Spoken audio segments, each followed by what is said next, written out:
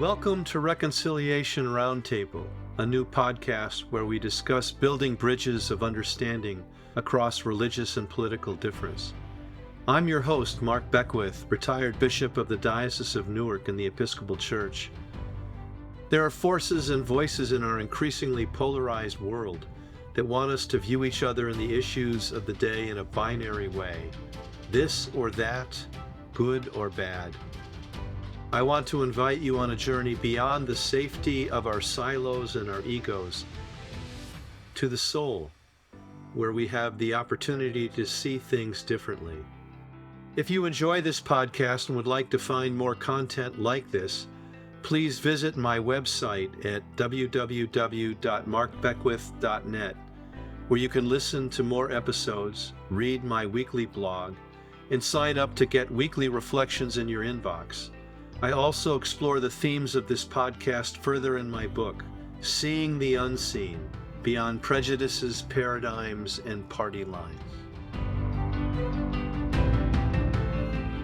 And with me today is John Arwood Jr., who is the ambassador for Braver Angels. And John and I have been working together for a couple of years now. We've gotten to know each other, and he has graciously accepted the invitation to be part of this podcast. His commitment to reconciliation and depolarization is becoming more and more widely known. John ran for Congress in 2014 against Maxine Waters, who was a longstanding and powerful incumbent, and he received a greater percentage of the vote than any other opponent she had. Former vice chair of the Republican Party in Los Angeles, a writer and a musician. He writes opinion pieces for USA Today, and he's been featured in a lot of other publications as well, and on podcasts and on TV. What an honor, John, to have you here to talk about the work that we share, yes, but also to probe how it is you came to this work and the passion you bring to it, the commitment you have for it, and what frames your commitment and your trajectory of working in this area. So an honor to have you, John.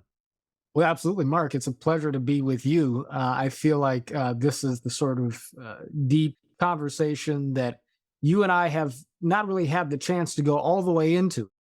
So, John, I understand you are descended from a long line of musicians. Your father's a jazz pianist, your mother was an R&B singer, and your grandfather was a founder of a record label. And so music has been part of your life. What did music kindle in you? And what does music kindle in you?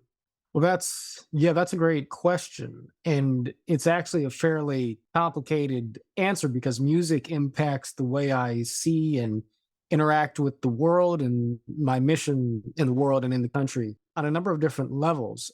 I didn't grow up in a particularly religious household, but in a sense, I did have religion in my home. My mother was sort of a mystic and a spiritualist generally, and that's one topic of conversation. But for my father, music is very nearly sort of religion.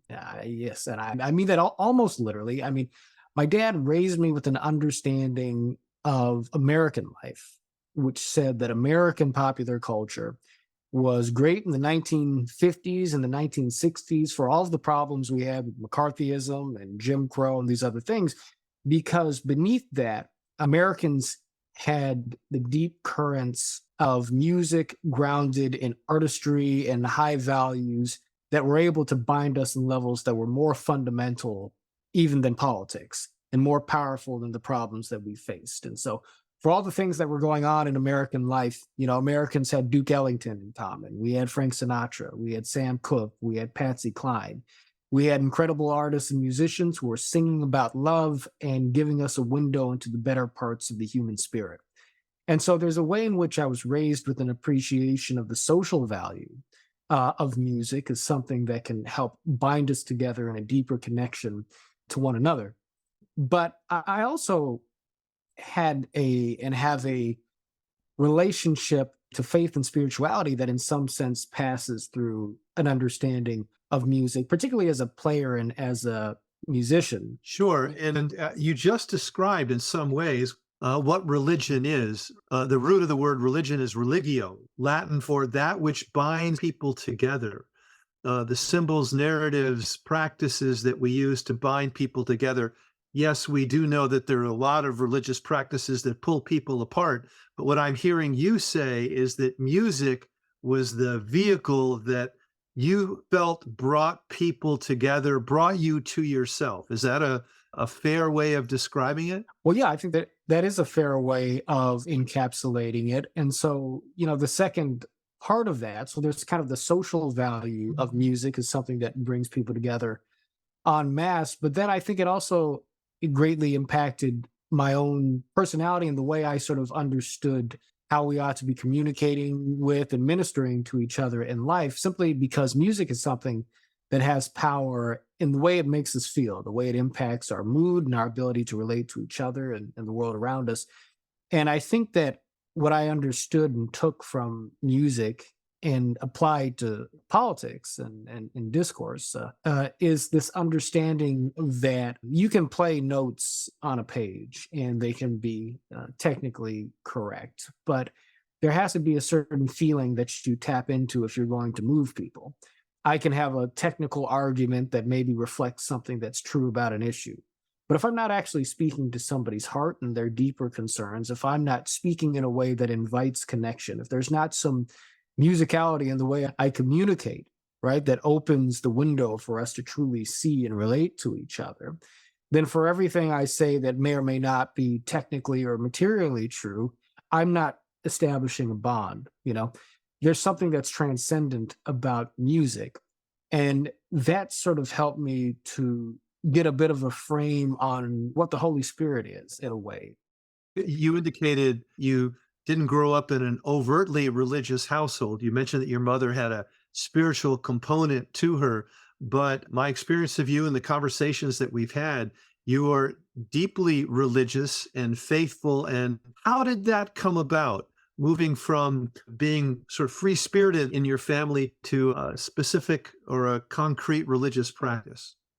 Sure. And it probably would be fair to describe my religious practice and identity as maybe in some respects being a little bit idiosyncratic. I leave it to others to judge. But I'll tell you the story and I'll try and move through it economically here. But as I said, I didn't have a formal sort of religious upbringing. Both of my parents were kind of roughly culturally Christian. My dad kind of grew up a little bit in the Methodist church, and my mom had sort of a Black Baptist background to her upbringing, but neither of them were deeply churched people. We would say grace at the dinner table and recite the Lord's Prayer at night, but I could count on one hand the number of times I actually set foot in a church when I was young. But yeah, there was spiritual conversation with my mother, who had a deep interest in signs and psychic phenomena and sort of, astrology and gemstones and things like this. And for my dad, everything was about music. I was kind of a hyper rational sort of personality as a kid in some ways, but I also had a deep sense of kind of the intuitive experience and the inner experience. And, these things are somewhat hard to reconcile. At a certain point, I was 19 years old. I took a class in philosophy, started studying the whole canon of Western philosophy, but was particularly interested in classical morality and metaphysics. And so I got pretty deep into Socrates and Plato and Aristotle. And I was impacted by the Socratic idea that there is an absolute morality, even if morality shifts in its expression according to cultural context. So I'm sure of course, Mark, but Socrates had this dispute with a group of people called the Sophists back in ancient Greece. And the Sophists argued that there was no absolute morality because values change depending on where you are. And Socrates' basic response was, well, it may be true that our idea of courage or fairness or justice might vary depending on where we are, but what tends to be universal is that there is a conception of fairness and justice and so forth. And I thought that was an interesting thing. It made me think that, well, maybe there's something like a natural order. And then I started to think about it in terms of music. And that brought me to a different place. You see, faith had always confused me, the idea of faith, because I always thought, how can you believe something without there being any clear empirical evidence for it, or at least a clear logical pathway towards understanding that something is true. Like, how can you ask me to believe something before I see it, before it presents itself as evident? But then I thought about it in terms of my musical experience and came away with a very different way of understanding things because I was raised a jazz musician, Mark. Mhm. My father, of course, is jazz pianist, as you said. I'm a trumpet player, pretty rusty now, but I was raised on bandstands. Mm. I was performing with my dad's band back when I was 12 years old or so and played all through middle and high school. And I did a lot of improvising. And so the thing about that is when I was getting ready to improvise, when I was getting ready to solo in front of an audience, I'm listening to my dad play the changes. I'm listening to the bass player. I'm feeling the rhythm. I know the melody. And before it's my turn to play, I'm thinking and feeling within myself, what do I want to play? And I'm not sort of rationally calculating out a linear sort of sequence of notes. I'm feeling emotionally both what moves me inside of me and what do I intuitively feel is going to move the people around me, what's going to move the people in the audience. And a reality sort of emerged within me and tend to emerge where I would sort of experience the music before I played it. And then when I actually got up to play, it would just come out, and people almost invariably were moved in the way I felt them being moved within myself before I even played anything on the horn. I didn't think in terms of, well, is it rational for me to believe that this sequence of notes is going to impact people in this way? I just sort of felt it within and I believed in it, and then it came out. So thinking about faith through that prism, it made me think, well, maybe that's the way faith operates and somehow. Maybe when you feel it within, you're actually sensing some greater spiritual presence. And that's what that actually is. And so, I had a lot of study and reflection. I thought about this idea, does music suggest that there's a greater natural order to things? And I thought about it, sort of thinking about Socrates and all of that. And I said, people have different tastes in music. And you might say that means that musical experience itself is random. But if you are listening to the Moonlight Sonata, you may or may not prefer it. Classical music may or may not be your thing. But when you hear it, it's going to invariably produce sort of a calm and reflective feeling in you. It's going to produce a certain sort of feeling of introspection. That's just the nature of that composition. And that's, whether you like it or not, invariably different from the effect that's going to take place in you if you're listening to some heavy metal or bumping your head to like Limp Bizkit. If you're listening to that, you're going to feel adrenaline. You're going to feel, you're going to feel like this kind of energy. John, I have the sense that the life of the mind and the life of the heart were coming together as you're preparing to play music, as you're playing music, as you're experiencing music, that some energy was emerging in you. I would call that the Holy Spirit, but I don't know what you would call it, but something that was generative for you and for others. Is that? Well, yeah, that's kind of the way I began to understand it retrospectively. Mhm. And so the way that story continues is that I suddenly embraced meditation. I sort of gave myself permission to internally imagine and believe in this universal spirit of a creator. And that became real to me. But what's interesting is that I maintained an antagonism towards organized religion in this time of my life because I was sort of raised with that, not from my parents, but sort of from my school district, from the kind of secular, liberal, progressive environment that I grew up around, where for the most part, people had a bit of disdain for organized religion and even for Christianity in particular. We sort of looked at it as a backwards force in history and in our own life and politics. But then I met a woman from a traditional Black Baptist background when I was working as a political fundraiser at a call center for the Democratic Party, actually, because I grew up a Democrat and a liberal activist. And so this was in about 2007. And she and I had this sort of classic philosophy versus theology confrontation. And at some point, I said something fairly condescending to her. I said something along the lines of, you're so smart. How can you believe in this book of fairy tales and superstitions? If God is real, he can't be about all these laws and restrictions, and he can't be racist and misogynistic and so forth. If God is real, he has to be about love and positive energy and higher vibrations. God is real, he has to be about love. And she listened to that and she responded and she said, that's right. For though I speak with the tongue of men and of angels, if I have not love, I have become a sounding brass or a clanging cymbal. If I have faith to move all mountains and knowledge to understand all mysteries, if I have not love, it profits me nothing. If I give my goods to feed the poor and my body to be burned, if I have not love, I am nothing. And I listened to her say that, and I nodded my head, and I said to her, I said, wow, I said, that's beautiful. I said, did you write that? Uh, uh and, and she said, no, fool, that's First Corinthians. And so I was like, okay. I was like, well, I guess I should read this book. If anything, just to be able to more effectively debate people. I was an avid reader, but I had not read the Bible in any deep way. I tried to when I was like 12 years old. I cracked open this King James Bible that was always laying around. And I read like the first 10 chapters of Genesis, and it was just utterly inaccessible to me. The language was so sort of slow and plodding. The Old English was something I had trouble with. So I flipped to the middle of the book, and just to see if I could find something that I could sort of sink my teeth into a little more.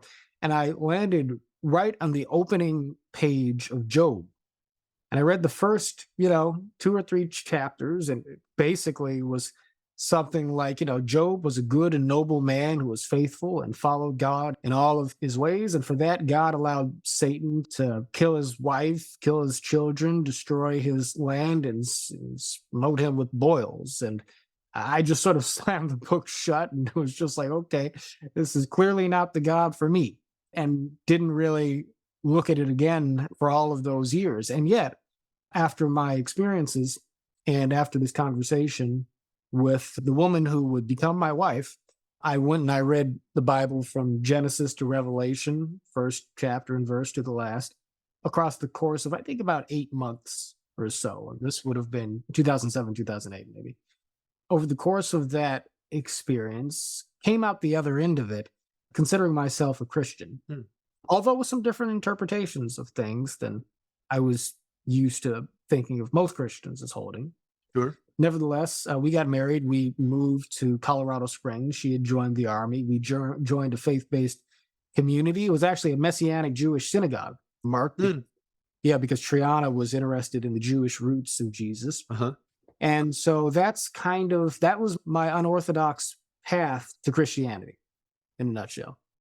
And did that continue to frame and guide you as you do this important work of depolarization? Well, it does. There are a couple of aspects to that. I guess that having part of what gives me faith and confidence in the work that we do is a couple of things. One thing at the very heart of my confidence is this idea that ultimately that which truly satisfies the human heart and the human soul is love, is connection, and the peace that comes with being in full harmony with your neighbors, with the world around you, and the people in your life.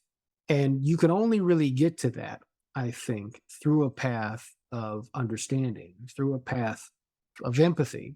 Now, truth and justice are also important things, but part of what a Christian understanding of the world reveals to me is the fact that we're all naturally flawed and fallen. We all have to be redeemed because we are all imperfect and bitterly so. And so we all have not just room for improvement, but an imperative to sort of improve in some sense. Because even if you're just looking at it from an evolutionary context, I mean, we tend to be selfish. We tend to be concerned with our own appetites, our own lusts, our own self-interest. But that's just one part of the human soul. That's just one part of the human being. There's this other part of us that's available, to seeking the good of others. And that's what needs to be cultivated.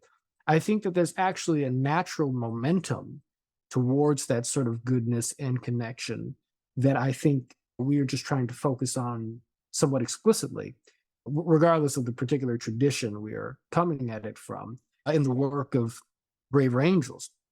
And so I believe that human nature is ultimately available to and wanting to move towards the beloved community, to move towards, the kingdom of God in essence. And I do think that, I guess in my own work, I do pursue it against the backdrop of this sort of greater horizon of the coming of God's kingdom, the fulfillment of that. And what is that? What does that mean? I mean, there are different ways to look at it. I don't necessarily mean that I'm going to see Elijah coming back down on the fiery chariot, or Christ rising, at least, in my lifetime. And what all of that means is a conversation that could take us a long time. But in a general sense, I do believe that we have sort of a shared collective, often subconscious understanding of the fact that a greater and nobler agape experience of shared human life is something that is emergent in the greater human story.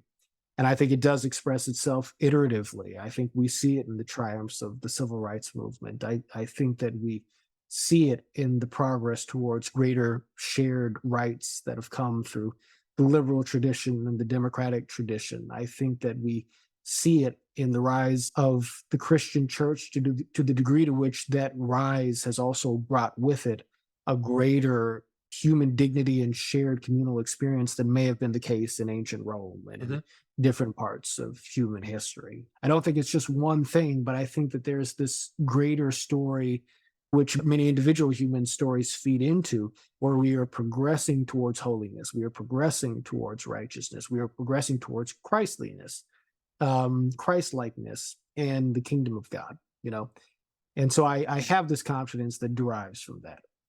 And Braver Angels is committed to depolarization. In the Christian world, we could describe that as reconciliation. And Braver Angels is largely about bringing red and blue leaning people, not to pull one side to the other, but to find common ground, to be reconciled to one another. How does that live out for you? What's the energy that moves you toward being so committed to reconciliation? So, in the way I grew up, I often talk about the fact that I'm sort of the product of a multicultural and biracial family and household, and bipartisan pair of parents and other relatives. My mother's a liberal Black Democrat from inner city LA. My father's a conservative white Republican from Tennessee originally. My dad's older than my mom. He's baby boomer. My mom sort of, I think, early Gen X. Well, dad was born in 1950. Mom was born in 1963. Dad came from great wealth. Mom came from a more modest background. And I think I grew up seeing the fact that people from starkly different cultural origins could oftentimes have a very difficult time understanding and empathizing with each other. And sometimes they would feel that their perspectives and values were more or less just a waste because they didn't line up with their own.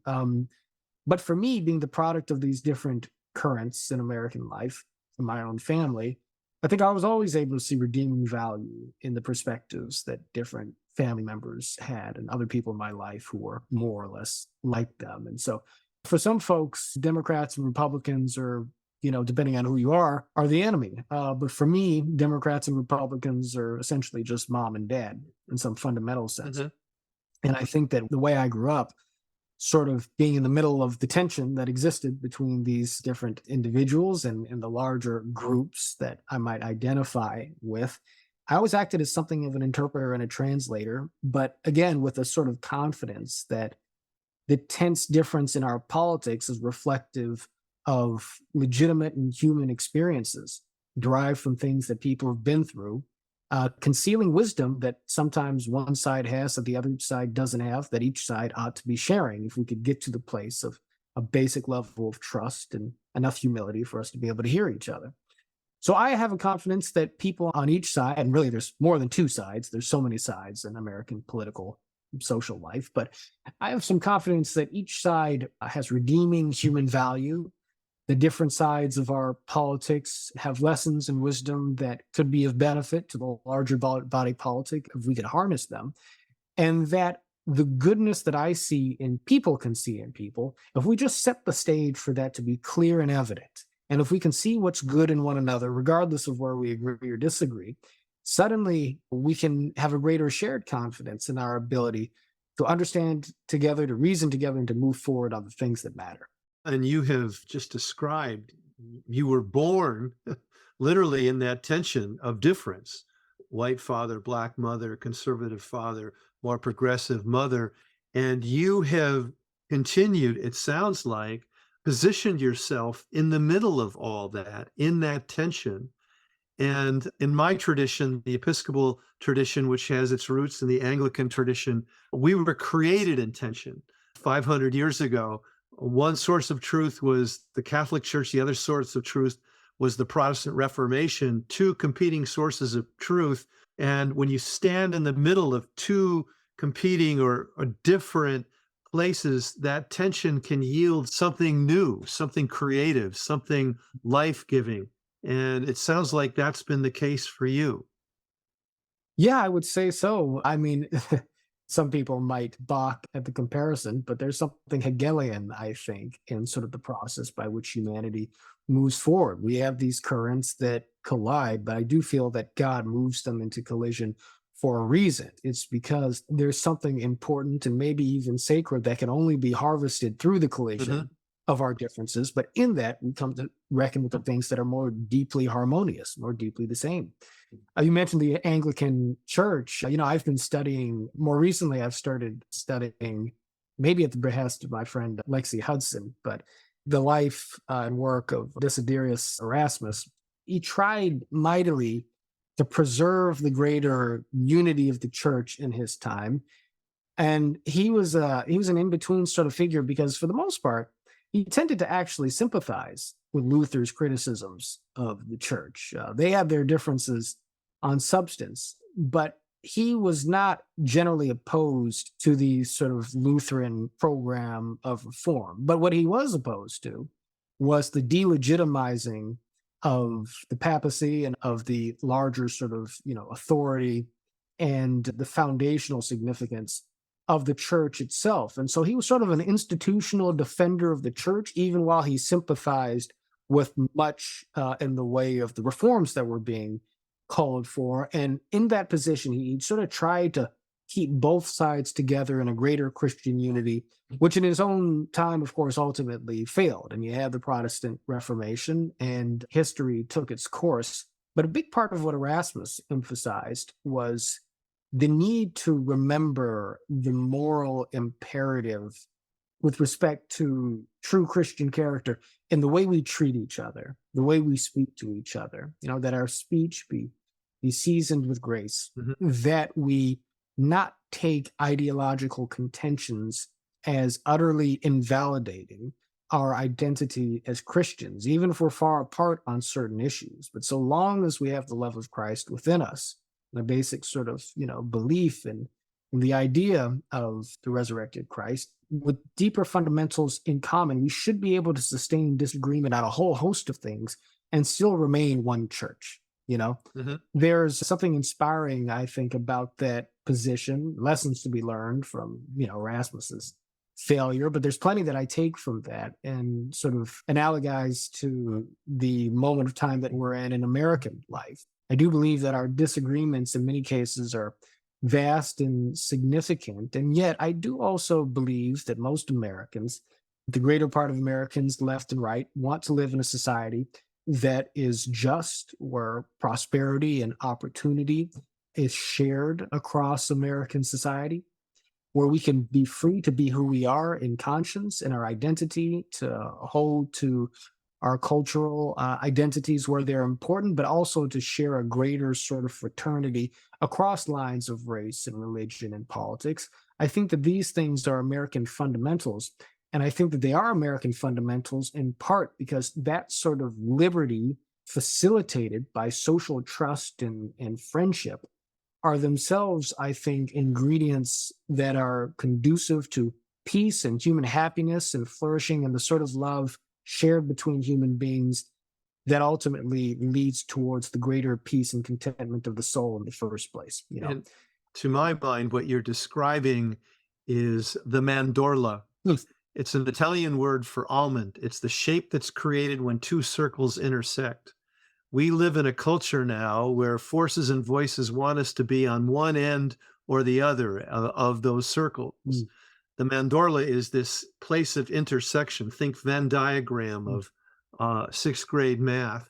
And in the spiritual life, it's a place where one has to engage in some form of surrender to let go of some of the things that lock us in and shut us down. It's a place of transformation, a place of openness. And I hear you, and as I know you, someone who is inviting people into that space where flourishing can happen, but it requires a little bit of sacrifice of surrender to be able to be in that place. And I hear that desire in you, and certainly evidence of it in all of our conversations, all that I've read and heard of you. John, what gets in the way? What inhibits you from this really lovely vision of civility, of harmony, of flourishing? What gets in the way? Well, the problems are always right next to the solutions, and vice versa. I mean, human nature fundamentally is the problem. Now, we could talk on the level of bad incentives and, the Sure. way our institutions and, larger social and political structures tend to operate. But, on the most fundamental level, there's a great deal of fear and confusion that takes hold in human beings when we are confronted with change and people who seem to be radically different from ourselves in whatever ways. Now, differences don't always have to be threatening, of course, Mhm. but we do, I think, have a bit of a disposition towards seeing them that way. There is simply this reality where we are coming from dramatically different traditions in American life, more so now than before. Yeah, you go back in time a bit, Democratic and the Republican parties, tended not to represent such starkly different cultural identities as they do now. You had a lot of more bipartisan cooperation, and in the 50s and the 60s, you had liberal Republicans, conservative Democrats, and so Right. forth. It wasn't necessarily the case that your religious and ethnic identity was so closely coupled with your political affiliation. America's become culturally and ethnically more diverse in a way to where you don't necessarily have the broadly shared liberal framework that could kind of somewhat encompass where mid-century Republicans and conservatives tended to be, and mid-century liberals. There's sort of this shared agreement on freedom of speech and the First Amendment, and it's all more complicated than I'm making it sound. But in a society that was largely led by white folks, there was also sort of an Anglo background, a sort of shared inheritance, and a lot of traditions and ways of looking at the world. And all of that is somewhat challenged now in an era that is downstream of greater integration, of the winning of civil rights and a status in American society by people of color, and certainly African Americans, that has seen them more prominently seated in America's institutions, but also bringing with them an understanding of the American experience.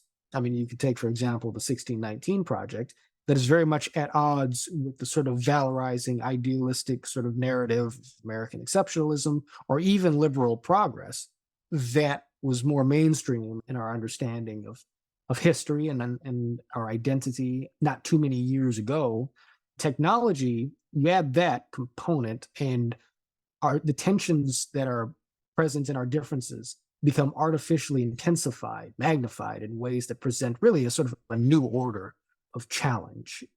Back in the years that my father would sort of consider to be the glory days, I mean, my dad talks about American popular music and how we had the heavyweight champion in common and so on and so forth. And other people will talk about Walter Cronkite and the three broadcast networks and how that gave us a shared well of information and narrative to pull from. Many conservatives always felt a little bit isolated, even from that consensus. But that's a lot different, though, from the 80s when you get CNN, the 24-hour news network, the rise of Rush Limbaugh, going into the 90s, the explosion of cable news, and then you get the internet and social media, and now we've got TikTok and all the rest. And so we are artificially divided. Business model of the media is based not on speaking to a broad audience, but capturing, a specific ideological audience. Parties become polarized. Every complicated macro thing grows out of some elemental micro thing. you know? Yeah, well, speaking to that, you were a canvasser for Barack Obama when he ran for president, Mhm. and then some years later, you ran as a Republican in the congressional district in Right. Los Angeles. Can you describe that transition? What was going on inside of you as you moved from Mm. one side to the other? Yeah, I was deeply inspired by Barack Obama. If it wasn't for Obama, I'm not sure I ever would have got back into politics. And so the story there was that I was a liberal activist in high school. I was, very interested in politics, passionate about it. I was really passionate about, Al Gore in 2000. I think I was a freshman in high school, maybe during that race. After 9/11, I gave my first public speech opposing the Iraq war at the Culver City Council Mm, meeting where we passed a resolution opposing it. I was, I think, 15 years old, maybe at the time. But when John Kerry failed to win the race in 2004, I didn't get to vote. I was 5 days too young to vote, but mm, it was a passionate advocate for Senator Kerry. And when George W. Bush was reelected, I just felt like that was just hard evidence of the fact that just the system did not work. I literally became cynical and jaded at the age of 17. you know. mhm, And so, like the spoiled kid that I think I was, I just kind of washed my hands and it's just like, well, I don't want to play anymore because I didn't win. you know. mhm. And so I sort of stopped paying attention to politics for a little while until Barack Obama came squarely to my attention. Biographically, there are a lot of things that I related to in who Obama was, of course. Sure.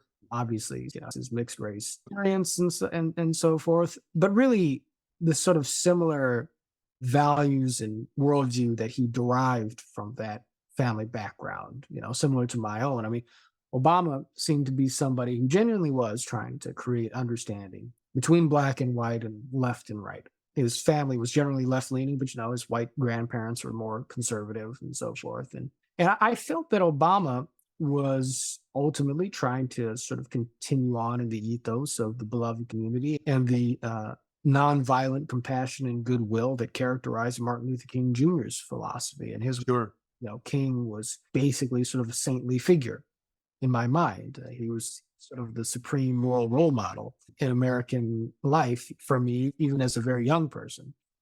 And so, the Obama campaign it was so much more than just an ordinary political campaign. It was a transformational sort of experience. Mhm, The degree to which myself and other young people were hopeful about what that could bring was just unprecedented, certainly in my life. mhm. And so after Obama was elected, I set about going further than I had gone before and studying Republican thought and conservatism because I wanted to, for me, hope and change meant realizing this post racial and post partisan sort of America where we could reunite on the things that mattered most in spite of our differences.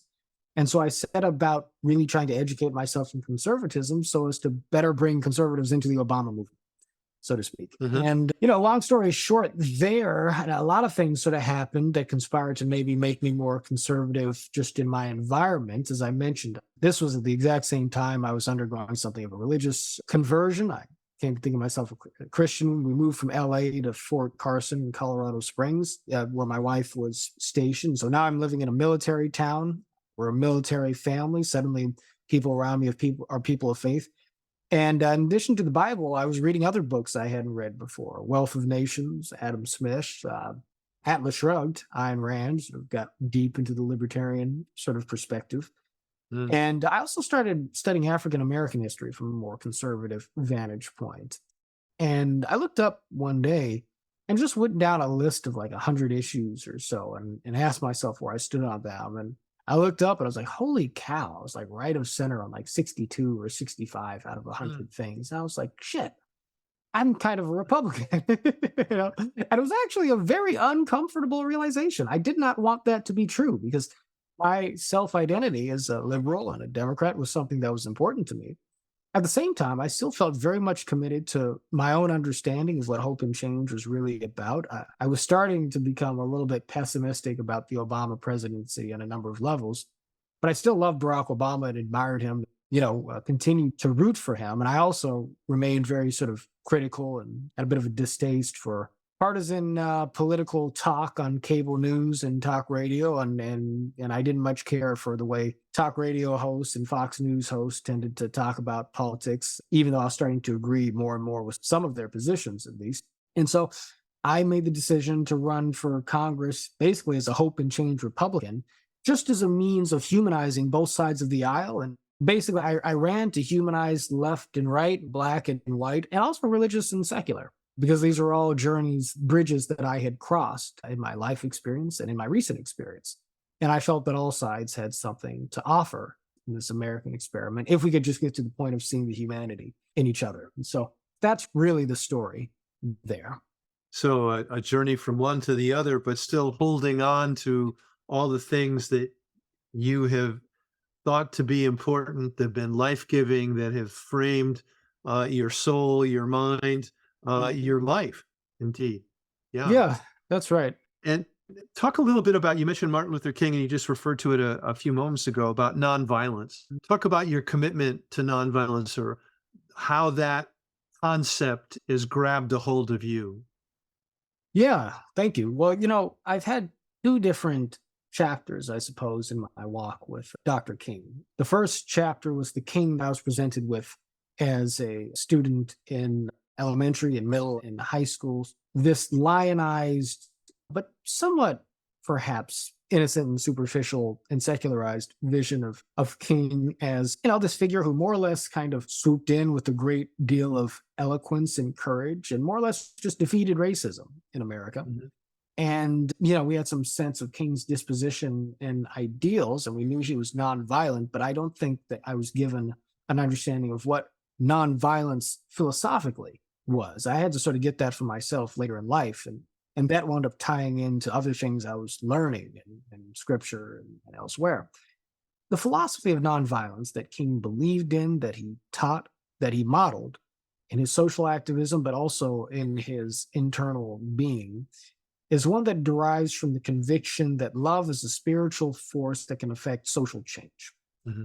And in order to truly practice philosophical nonviolence, it's not actually enough to just be tactically nonviolent. So it's not just a matter of refusing to pick up arms so that you can gain popular sympathy and ultimately win a political and social victory over the opponent, etc. It is literally a matter of holding a deep reserve of goodwill for all human beings, seeing the dignity in all human beings, even for those who disagree with you, even for those who would hate you and oppress you and persecute you.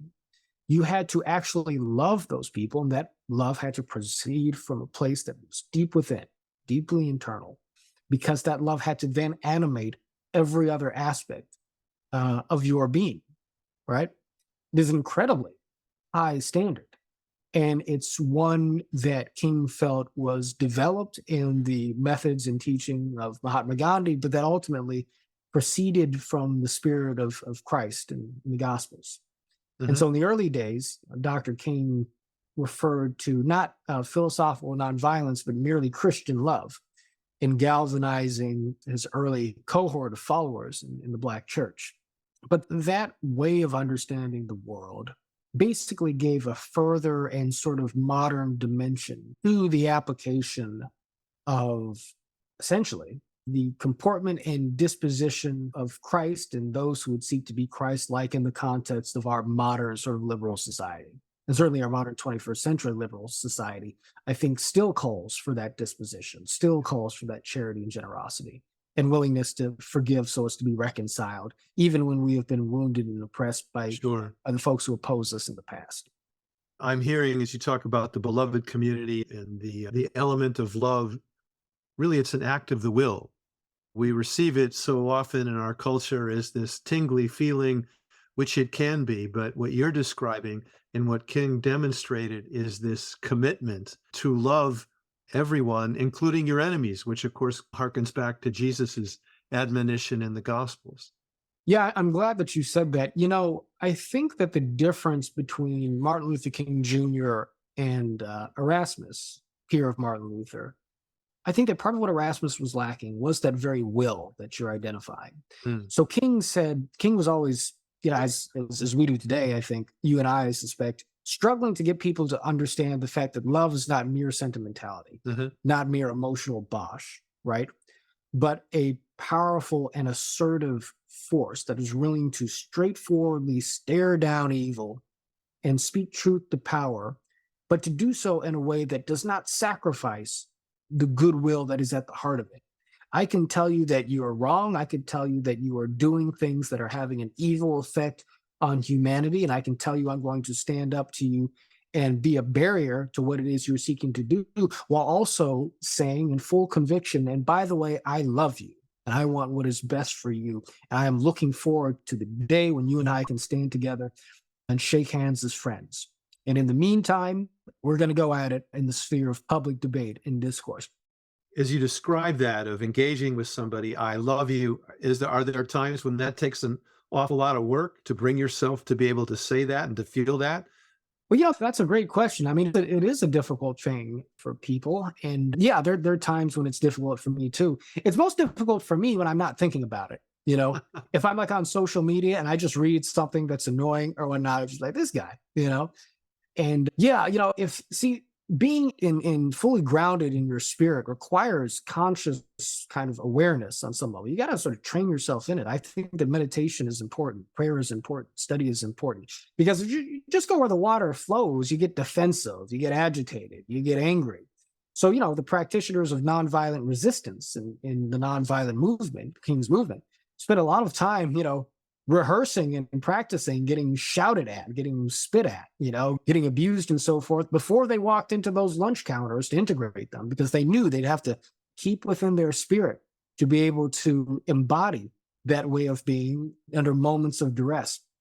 But ultimately, I think I tend to snap back to that way of looking at the world just because my identity, that which was forged in me and the way I grew up, always made it to where I could never just easily choose one side or the other. I was always having to see what was good and redeemable in one side and the other, because I was always very sensitive to the idea that all of these sides are a part of me, you know? And so I think I was habituated early on to the idea that whatever I am as an individual, I am in some way reflected in every face of humanity that I see. I have some connection to everyone, and everyone in some way is a reflection of me, no matter how good or bad or beautiful or ugly they may on the surface appear. And so I think I do have something of an instinct towards always trying to find that place of empathy, see that place of good, and to be confident that it's there. Because if it's not there for them, it may be the case that in some respect, there's something that cannot be salvaged in me. But I hope that's not the case. I think that in Christ, we can all be redeemed. Well, I hear your desire that is matched with your commitment and your accomplishments of seeing the face of Christ in someone else. That calls to mind to me Saint Benedict of the 7th century. But you talk about the deep reserve of goodwill.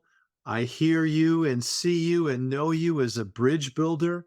The discipline that you've had developed through music, through your family, through your meditation, through your religious faith, and this wonderful interplay that come across in our conversation today, John, between your acute intelligence and your deep heart. And both of those things sort of come together, and it's been just an honor to have this time with you. And we will cut it off now. But John, I know you and I are going to keep talking about these things Well, that's right. because we have a deep commitment and learn from each other of this journey toward reconciliation, toward depolarization, of lifting up the best of who we all are, honoring that, insisting on that in everyone else. John, if people want to find you and what you've written and what your commitments are, where would they go? Well, you can see my pieces at USA Today in the opinion section. I'm an opinion columnist. And so, if you go to USA Today, look up John Wood Jr., you'll find some of my stuff there. Written for a lot of publications. Feel free to Google me. But if you want to follow me on social media, you can find me at John R. Wood Jr. on Twitter, Facebook, and Instagram. And of course, you can find me at Braver Angels. And I should say, you can subscribe to hear me on the Uniting America podcast, Uniting America with John Wood Jr. And you can find that on YouTube and wherever you get your podcasts. I want to give thanks to John Wood Jr., who is the ambassador for Braver Angels and is a growing voice in the arena of reconciliation, not just with Braver Angels, but across the country. So, John, thank you so much for being together. Thank you very much, Mark. I appreciate you. Thank you for listening to this episode of Reconciliation Roundtable. If you enjoyed this episode, make sure to subscribe to the podcast on your favorite platform and visit markbeckwith.net to stay up to date with new episodes, blog content, and other news. Please, if you could, rate and review this podcast on iTunes. It helps new listeners to find us.